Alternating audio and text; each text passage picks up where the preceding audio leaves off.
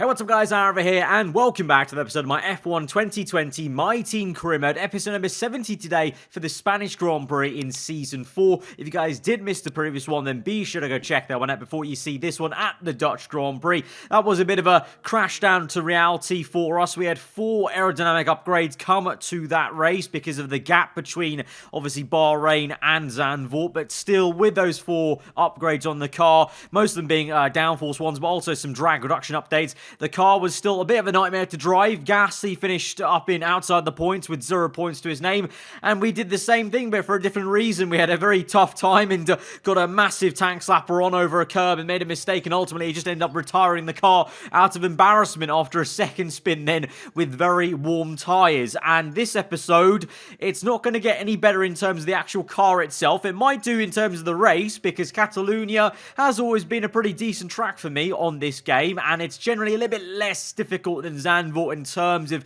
how much aero efficiency you need with the car. It's more kind of just about, you just need the grip through the corners. Straight line speed is important, but not that much, as long as you kind of get a good exit and use ERS quite cleverly off the exit of the last corner. You should be fine on that straight, on that front. But into this episode, we've got no R&D points to spend on any upgrades, in terms of all the upgrades we'd want to do are too expensive right now. So we're waiting now for the R&D points to come in. So we've already got to that part of the season then where we've got the cheap upgrades out of the way that we could have done quite easily at the very start, which we try to do obviously as quick as we could. But now we're at the stage where even the upgrades, that we had before, now we've got to repurchase them for full price, and I forgot basically how expensive they actually were. There was a reason why it took 2 seasons to get to that point of aerodynamics, obviously, but we're trying to play massive catch up here this season and trying to do it in one, which might be quite difficult. I don't know. It depends on the rate of R&D that we get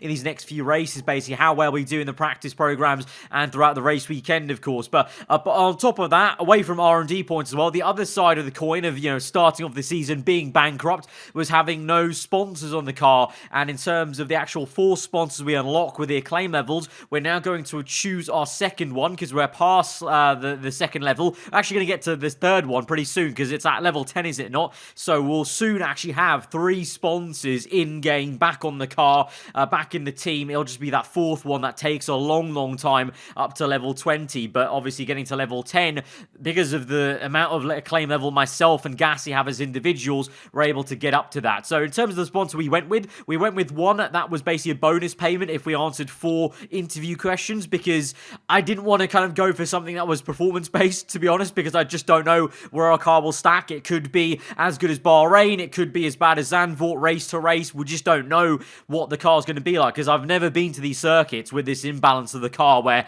you've got such a good engine and chassis and such low aero, so you just can't tell really what each circuit is going to be like. Because in theory, we could go as badly around Catalonia as we did at Zandvoort, because it is still quite a high downforce circuit, but I just think generally Spain is an easier circuit to drive for me personally as a player, versus Zandvoort. It's a new circuit, still getting used to it even after 3 seasons and haven't nailed it, so I think we'll just go a little bit easier at Spain than Zandvoort just because of that. Whether that means points, I don't know, and that's why I've gone for that sponsor select, where basically all we have to do is answer the post-session questions from Claire in qualifying and the race, and we'll get a little bit of an extra bonus payment as we try and save up money to try and re-sign Pierre Gasly the halfway point through this season, and then also just generally maybe open back up some HQs for the rest of the team, basically. But we go into qualifying then, I'm feeling a lot more confident than I was for Zandvoort, like I just mentioned, and we're going to see how we go in this first run, I guess. The aim will be to hopefully make it through into Q2. We've only done that once so far this season at Bahrain, but of course that turned out pretty well for us. But at Bahrain, I had to use all 3 tyres to make it through, so let's see if we can maybe try and do it with just 2 sets of tyres.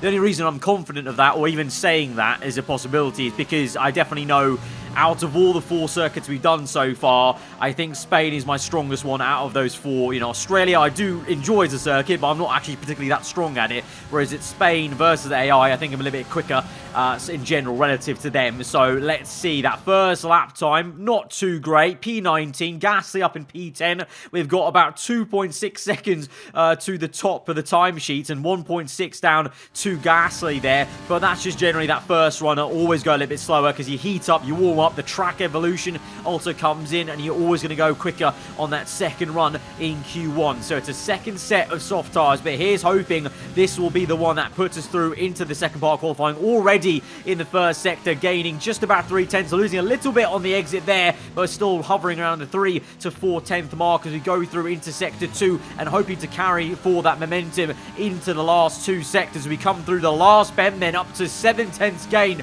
through the last sector as well. And we are up into P14, which would be enough right now. Gasly still up there and around P10 to 11. We go through to the end of the session, and we just wait with bated breath for the last few seconds. I am P14, and as we go through to the end, yes, we are through. Just about. We go down to P16 by the end of the session there, so we only just make it by 1 position to George Russell in the Alfa Romeo, so tough luck to him. But Gasly up in P10, showing some good pace compared to us. Once again, as has been the case this entire season, about 6 to 8 tenths off Gasly in the same car on Saturday. I just don't know. I don't have any answers, really. It really is kind of confusing for me where that pace is coming from him, or where it's going, in my case, basically. On the race, on race day, we clearly have the same sort of similar race pace, but in qualifying, I just can't get it done over 1 lap here compared to Gasly. He's just doing a better job, so fair play to him. I need to try and improve somehow, but I don't know. I'm looking forward to maybe Canada, to seeing what we can do there, because Canada is one of my favourite circuits, even for qualifying as well. So we're off the pace at Canada compared to him. Then we've probably got some big issues and question marks to ask about what's going on a Saturday. So for only the second time this season, we are through to the second part of qualifying in Q2, but at Bahrain, we had nothing to really go on. We used all our tyres, whereas this one is a bit different. We do have a tyre compound to use in terms of fresh set. At the start of the lap, though, very messy. I don't know what on earth the Racing Point and McLaren were doing. Those two start their laps right next to each other. I was trying to let them go, but they're kind of reluctant to go past me for some reason, so that was very odd. As behind me, Sainz sets his time in the Red Bull car, so we get going. Bit of space ahead of us. Hopefully we don't catch the Racing Point or McLaren. I don't think we should. We don't have the pace to warrant catching them, unless they're going to slow down. If that was their fast lap, I don't know, but that was a very messy start to that first lap, so hopefully that won't affect us too much in terms of mentally here, but a little bit iffy on the exit with a big opposite lock there to drift the car through that right-hander. So already maybe this lap is going to be in the bin a bit as we go on the curb. Sake. Sorry, guys. Oh, unbelievably frustrating. That is so annoying. I actually thought we had some pace in the car. You know, it felt pretty good, actually, in the corners. Like, it's the first time this season I've actually felt like there was downforce on the car in the middle of these corners, and we do that. Gasly qualifies in P12, so in the end, he actually goes down a position from Q1 to Q2, so some people got quicker. It's a very topsy-turvy top 10, actually, there, as the likes of Verstappen knocked out as he tried to go through onto medium tyres. And only a handful of people made it through into the top 10 on mediums, Leclerc, Norris, and Sainz, so watch out for them in the race, maybe, with a conscious strategy compared to everyone else on the soft tyres. But for us, down in P16 with no time, and so we matched where we were at Bahrain, annoyingly, but I really thought we could have been at least out qualifying the Racing Point cars and being somewhat close to Gasly, because I genuinely felt like, you know what, we had, the 2 laps in Q1, okay, cool, we're 8 tenths off, but I think I can find at least a good 3-4 tenths on this lap to get a little bit closer to Gasly, and there we are. That's just a bit annoying, really.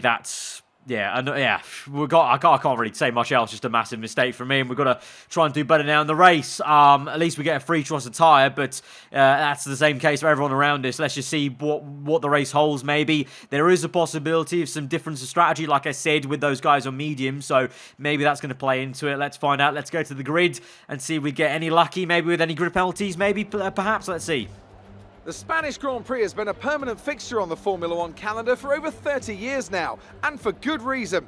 Do you remember Michael Schumacher's absolute dominance here in that rain-soaked Grand Prix in 1996? That day he took his first ever victory for Ferrari, and we've had many more iconic moments since. It's a sellout crowd of 140,000 here today as we await lights out for the 730-metre sprint down to turn 1 of this 2.9-mile racetrack. Overtaking is challenging through these 16 corners, but there's still a lot of high-speed excitement to be found, including the flat-out turn 3 and the terrifying blind right of turn 9. Also here, of course, is Anthony Davidson. Why don't we start by talking about Carlos Sainz? Looks like they've got a tough race in store today, as grid penalties from changing power unit components has forced them further down the field. But on the bright side, at least those fresh components can help them maintain the power they need to come through the pack. I expect to see them take a more aggressive approach today to make up for the compromised start.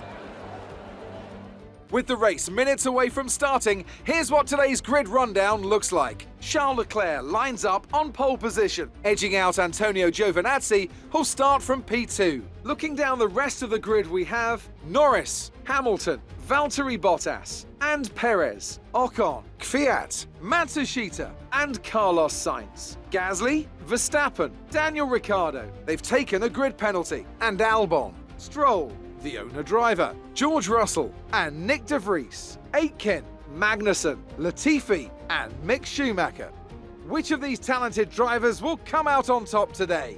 Right, so we've got a bit of an interesting grid here, a little bit overcast at Spain, so you never know, there might be some rain on the way. I don't think there was forecast for any, but you never know with this game. But it's another front row lockout for the Ferrari guys. They're looking very, very pacey indeed, and the pole man is the one on mediums. I think, like Bahrain, there is going to be a difference of strategy from one stoppers, from mediums to hard, to the two stoppers that do either two sets of soft tires or two sets of mediums to finish off their race. So there is a chance, like Bahrain, from P16, that we can try and jump some people with one less stop. I just don't, it would have been so much better to be up there at, near Gasly where he is in P11. If we were P12, I would be licking my lips at the opportunity of doing one less stop and being that close to the top 10 already. But instead, we're far down the order here. But it's a good day in the office then for the two Mercedes boys. For the first time really in a long while, they're actually looking pretty competitive there in P4 and 5, splitting the two McLarens of Lando Norris and Ocon, and also the AlphaTauri of Perez in P6 there. And it's then a woeful day for the Red Bull team. Sainz in P10, but he actually technically got pole position, I think, because he got a 10-place grid penalty. So even though the Ferraris are looking good here on the front row lockout, technically Sainz actually did bag pole.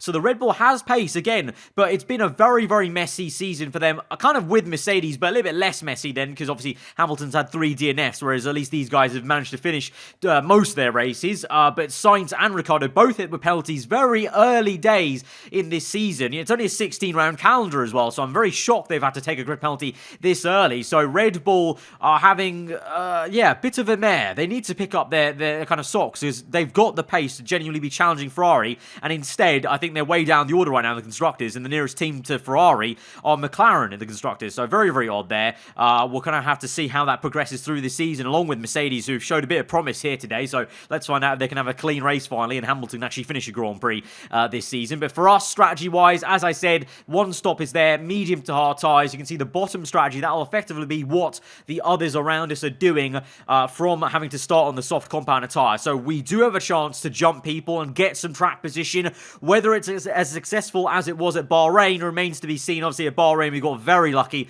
with 2 safety cars and a safety car. But at Spain, it is quite difficult to overtake in Sector 3 especially, but the main straight might be an issue for us. So let's find out as we now really kick off the European portion of this season here today at the Spanish Grand Prix. We go to 5 red lights, and we are underway for 35 laps at Catalonia. It's a great start compared to Lance Stroll. Albon gets a decent one though, so I'm kind of stuck here in no man's land. P15 got a bit of space on the left-hand side to go around the outside of Albon, and onto Ricciardo. We're 3 abreast. Ricciardo makes some contact with Albon, and we skate through. But look at that, the Ferraris are side by side, and Antonio Giovinazzi in second place on the grid might just have taken the lead. Yes, he has. Fantastic stuff there from the Italian, and he's overtaken the pole man Leclerc. Giovinazzi leads the way, and that's great to see the two Ferraris go toe-to-toe, because there's always a little bit of a kind of worry that the Ferraris will just, waltz away with Leclerc as the key number 1 driver. But great to see Gio gets a good start there off the 5 red lights, and has actually got the lead of the Spanish Grand Prix. Meanwhile, for us, into lap 2, defending against Ricciardo right now, we're up to P13. Gasly P12 stays put where he was pretty much. I think he lost 1 position actually technically to Max Verstappen in the AlphaTauri there in P11, who's going to want to make his way through. Obviously, Verstappen showed some great pace at Zandvoort, and so he'll be disappointed at that. Meanwhile, look at the pace of Ricciardo there around the outside. He just waltzes past like I'm not even there on the outside. We defend quite nicely on the inside. We give him a good run, deploying ERS down into this quick left, and before we get to the right and then up the hill, and we just push Ricciardo off the racing line there, and he actually pits early. early, so I don't know if he picked up damage, but I didn't get any warning. I didn't feel like I even was that aggressive towards him, so I don't know what went on there. But Ricardo, for a little bit, looked like he was just going to run past me, like, basically, I was in a different junior category. That's how little downforce we have compared to the cars around us. Meanwhile, though, compared to our teammate, got some good pace here. Lap number 4, DRS open, very, very close to the front left tyre there as we jockey for position, try and scare her off the road a little bit and get the position up into P12. So we've overtaken Gasly, again, showing better race pace than we do on the Saturday. Meanwhile, though, in the lead of this Grand Prix, like we said, Giovinazzi, great overtake on lap 1, and now he's got a healthy margin to Leclerc. So go on, Giovinazzi. Always great to see, especially in a season like this where it seems like Ferrari are the most consistent and fastest car on the grid. It's always good to have both of them fighting, so at least we have a title fight on our hands with the AI there, with Lando Norris in P3, then Hamilton in a very decent P4 ahead of Ocon. Bottas then next ahead of Perez in the AlphaTauri. Then you've got lurking behind is Sainz and then the 2 Renault cars. So the 2 Mercedes cars doing very well so far. I don't want to jinx them, but they're doing well so far. So let's just keep it going like that, lads. And you might actually have a decent Grand Prix for once in the first time in about a season and a half here, because it's been obviously a very long season 3 for them. It was last year, and so far Hamilton's yet to finish a race. So maybe you can actually finish one. Let's forget about him being P4. Let's just see him finish the race and cross the line. Meanwhile, back to us then. Lap number 7 as we get on through at this first stint. And now those guys on soft tyres start to pit. Giovinazzi comes out for that first pit stop in ahead of us. So that's the only thing. He's done great to get the lead of the Grand Prix, but he's just pit now, and Leclerc won't be pitting for a long, long time. So even though Gio did really well, actually I got ahead of myself. I think Leclerc might have a slam dunk win here if Giovinazzi is indeed doing that 2-stop. He's on mediums, because unless he's taking those very, very long, I highly doubt he'll be able to do a 1-stop. So actually maybe got a little bit ahead of myself. Leclerc is going to be in the driving seat for this one yet again, with that much better strategy of qualifying in Q2 on the mediums here, especially at Catalonia. But we move back to our kind of fight with Gasly, lap number 8, and he's coming back at us, so we had some good pace to overtake him and keep head for a few laps here. But now he's built up his momentum, he's got down the inside with DRS there. Not much we can actually really do there. With DRS, it's quite powerful, especially with our car. We've got so much drag on the car that when we actually open DRS up, it makes a massive difference if we're fighting each other, basically. I mean, car to car. So there, with Gasly, that's just a very easy overtake for him to actually make. Meanwhile, on the left-hand side, yellow flags, and that's because Sergio Perez is out of this Grand Prix. So Verstappen's the only man flying the flag for AlphaTauri in this race. So we gain 1 free position in this Grand Prix from that. So always going to take that. That might get us 1 step closer to maybe some points there. You never know. But right now, coming back at Gasly on lap number 10. This is crucial because in a few laps now, we'll be coming in for that first pit stop. So this might well decide who gets the first call on coming in on the hard tyres, because although the mediums are pretty decent, the hards are a much better race tyre once these tyres start to go off. But at the moment, this is a real great ding-dong battle between myself and Pierre Gasly. We give him the room, give him the respect he deserves. He's been a great teammate so far for us, and we've had some decent battles, not got into each other's way. But right now, we're having a fierce battle for track position here, just ahead of the 2 Racing Point cars. I think we're going to be probably racing those 2, Albon and Stroll, all race long. It seems like we're actually quite equalised on pace, it would seem, at least at this circuit. But we get ahead of Gasly, we maintain the P7. We've just got to keep on doing that now for a few more laps before we can make the pit stop call and come in a lap earlier than Gasly, because if he does get ahead of us, I feel like the AI team probably will try and swap us around and call Gasly in before me, as they have done a few times already with teammates in the past. But yellow flags up ahead, and oh, Latifi pulls out alongside in sector 2 just before the hill. Yellow flags, and I think the full course safety car is out. Now that's doubly important. How about that? That is why I was fighting Gasly so hard. You just never know. And look at that. We now get first call. Gasly comes in with us because he may as well try and get a free pit stop, because this is the only stop we're making today. So this will be a full free pit stop for all of us. But the crucial thing is I won't lose 2 to 4 seconds here having to double stack with Gasly like I had to do at the Australian Grand Prix, remember. At Melbourne, we got off safety car and we double stacked, and I lost out that time. This time round, we're ahead of him, and he's the one that's going to lose some time. So unfortunate there for Pierre. But we come out then on the hard tyres, under full safety car, behind Kevin Magnussen, that is. But everyone that's on the 2-stop, they're screwed, because that's such a bad timing, because most of them are still in the middle of their stint. So unless they want to risk it and go onto hard tyres like I've done, basically, they'll probably come in after the safety cars come in. So at the moment, in the lead of the pack is Sainz from Verstappen, but those 2 will have to come in again. Whereas we've got Antonio Giovinazzi there in third place, Leclerc in fourth, and he's on the soft compound. Sorry, I was about to say Giovinazzi will also have to pit, but Leclerc also will have to pit, surely. So this race, for the race win as well, has been blown wide open. Not just my race for maybe points today, but now both Ferraris have to make one more stop, along with everyone else, basically. So it's anyone's game now. So it's game back on for Giovinazzi v Leclerc in the Ferrari battle. For us, though, we're in a very good position. P11 on the road here behind Kevin Magnussen, and there's a load of these guys that are going to come in. So we are going to jump a lot of people here and get a decent amount of track position. The same can't be said for Gasly, unfortunately. That double stack really held him up quite a fair bit. He's down 4 positions, I think, compared to me. And also, I want to point out, for some reason, his side of the garage decided to go on to a set of soft tyres. My engineer, Jeff, did recommend a strategy switch from soft to go to softs and then hard tyres. Don't know why. I really wish I could have told Gasly not to do that as well, but that's not a feature in the game, unfortunately. So he's kind of messed up his entire race. So we won't be repeating Bahrain where both of us are right up there, but we have a good chance to maybe repeat Bahrain now with this very powerful and great timed full course yellow. And so we're now just waiting on the restart here. It's going to be a bit awkward though because the tyre temps are so cold. We're getting alongside Magnussen here. It's very, very tight on this exit, and the guys ahead in the lead have bolted now. It's gone green, but it's such an awkward exit as we lose the back end, and the rear tyres are just screaming out for any sort of gripping temperature. They're very blue still. You can see on the bottom right there, and Albon gets a good run. He's got soft tyres on as well, so he's got much better grip through the exit of the corner, but we want to keep this track position, so we send it back down the inside with a big old lunge to maintain P11, because even if I hold Albon up, I need to try and stay in this pocket of air and basically this position where I am able to jump everyone ahead of me once they make their pit stops. We actually catch up to Magnussen though. He's a little bit slow in the Haas. We're going to go for a big lunge to the inside now. Nice little dive bomb there on the exit. We actually accidentally go to neutral gear, so I didn't need to go that deep into the corner. So apologies there to Magnussen, having to push him out wide to the point where he goes behind Albon. But here we go now. Verstappen is in. Sainz is in. So the two leaders are in, and we're up into P8 now of this Grand Prix, but everyone ahead of us, Bottas, Hamilton, Giovinazzi, Leclerc, Norris, Ocon, all of them have to pit. So we, depending on how close we are and how much pace they've got, we actually might be quite close to the race leader, basically in terms of when they pit.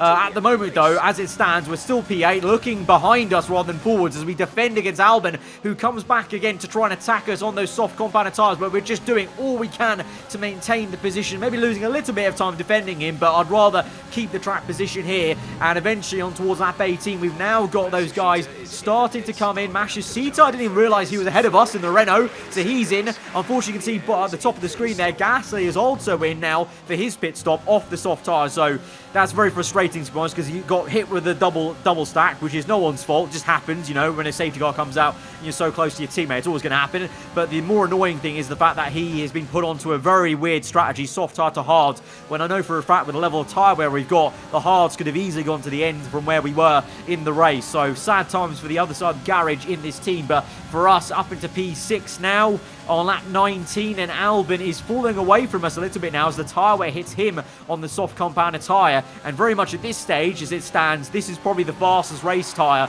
at the moment. Obviously once these guys make a pit stop, they'll be on fresher medium tyres and they'll be able to go quicker, but there we are, we've actually jumped Leclerc, so we might actually get into the lead of the Grand Prix, you never know. Once Gio comes in, he was ahead of Leclerc under the safety car, and I imagine he was still ahead of Leclerc before these pit stops, but let's see where we are then compared to Giovinazzi. We might actually get into the lead of the Spanish Grand Prix somehow, because we're all so close together with that safety car as we come through onto the end of lap 20, onto lap 21. Leclerc though, it's only taken him one lap and he's right behind us. We've set a personal best lap time. We've gone 7.5 tenths faster than our previous best lap, and still Leclerc just runs past us like it's nothing, like we're an F2 car compared to him, and Giovinazzi is ahead of us. So we're in P3 now, and it's a 1-2 Ferrari. And it's a 1-2 for Ferrari once again. But to be honest, like I said before, it's great to see, though, that Giovinazzi is the one leading the way, giving a good fight to Leclerc. And so let's see how that progresses. And for us, Let's see how this progresses in P3, because now, basically, we've got 10 laps left in this Grand Prix, lap 23, and our job is to try and do the best job we can at keeping Norris, Ocon, even the cars behind them, behind, you know, to try and maybe get a podium if we can. Can we even dare to think about a podium, as Lando Norris has a little look on the inside. They didn't quite commit to that corner. I'm not going to fight them too hard, though, because I don't want to lose time and effectively make my position worse, because there's a, you know, a difference between fighting them hard enough to get the position, but we're a long way to go in this Grand Prix. 10 laps to go to be exact, and Lando Norris is forcing his way through, so I might not even have a say in the conversation if I can defend against Lando Norris, because we lift off to give him some room, and he just gets past us. He's got the medium tyres on. He's also just the quicker car in the corners, and he's through into P3, so the podium dream is probably over, and it's probably realistic for it to be over, to be honest, because I'm losing 2 seconds a lap to everyone behind me, including this man Ocon. Now, let's be real, let's be frank, Ocon gave me a very hard time at Bahrain. He basically punted me off for no apparent reason, so I'm going to fight him a little bit harder than I may have done with Lando Norris, but I think it's going to be unfortunately inevitable that he overtakes us, because the McLaren car is that much better than us. We go very, very defensive there as we go swinging from right to left, trying to squeeze him out there, get the elbows out. We maintain track position for at least this lap, but as I said, it is going to be a bit futile. The McLaren is very pacey in a straight line, let alone the corners, and so as we come through the last bend, Rich Mix deploying all the ERS I can across the line, breaking the toe of the Frenchman, but he's just going to come flying at us with DRS, and yeah, at this point, there's nothing I can do there. I can't dive bomb him. I can't try and go back down the inside, so he's got us, and we're down to P5. Now, though, the question is, can we try and stay ahead of Bottas and Hamilton?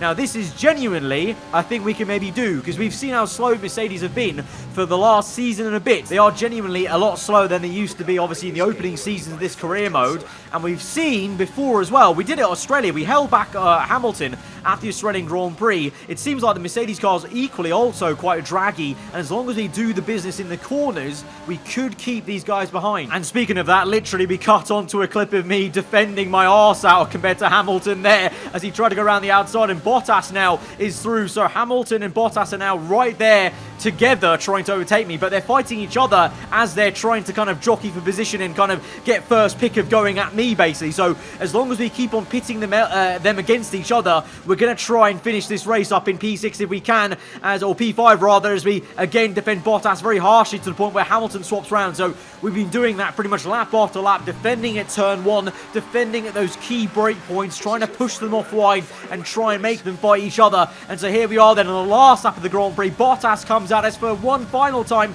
into turn 1. We do that usual thing, defend to the inside. We've done that defensive work so many times now in this Grand Prix. It's been a real big defensive masterclass, I must say, in this last third of this Grand Prix to maintain the P5 ahead of two very quick Mercedes cars. And then you've also got one of the Renaults and Red Bulls close up. But look at that, big tank slapper. It's not all over yet. The tyre wear's kicking in. Massive lock up on the front left. We push out Bottas again, and Hamilton now is the one behind us. But that was so close. I almost lost the rear end. My life flashed before my eyes, because if that went any more, the momentum on my rear end went any more, that would have been spun round in the last lap, and that would have been absolute calamities and even further embarrassment from Zandvoort. But instead we stay ahead, and instead, oh my, look at the dive bomb there from the Renault on Valtteri Bottas. He's being attacked by the Renault. What a dive bomb that was. And so Hamilton will finish up in P6. Oh, the Renault's taken out Bottas, and Bottas is out of the Spanish Grand Prix on the last lap. What drama this is on the last one. Insane stuff there. The Renault takes Bottas out and actually doesn't even finish ahead of Sainz in the end, but we come across the line for P5 at the Spanish Grand Prix. It's not quite the podium we got at Bahrain, but we've done it again. We've finessed our way up the order. We've got points. We've got big points that we shouldn't be getting in this car, and we've dragged it up the order. Ferrari have really pulled it out of the bag today. It's a great win. And talk to me, what do you think it was that sealed the win for them? Well, the safety car completely changed the race, didn't it? It's hard to say exactly what would have happened without it, but there's no question that they came out of that situation in a good position. Looking at the podium, you can see that red suit familiar to fans across the globe. A world-class win for a world-class team. Ferrari do it again.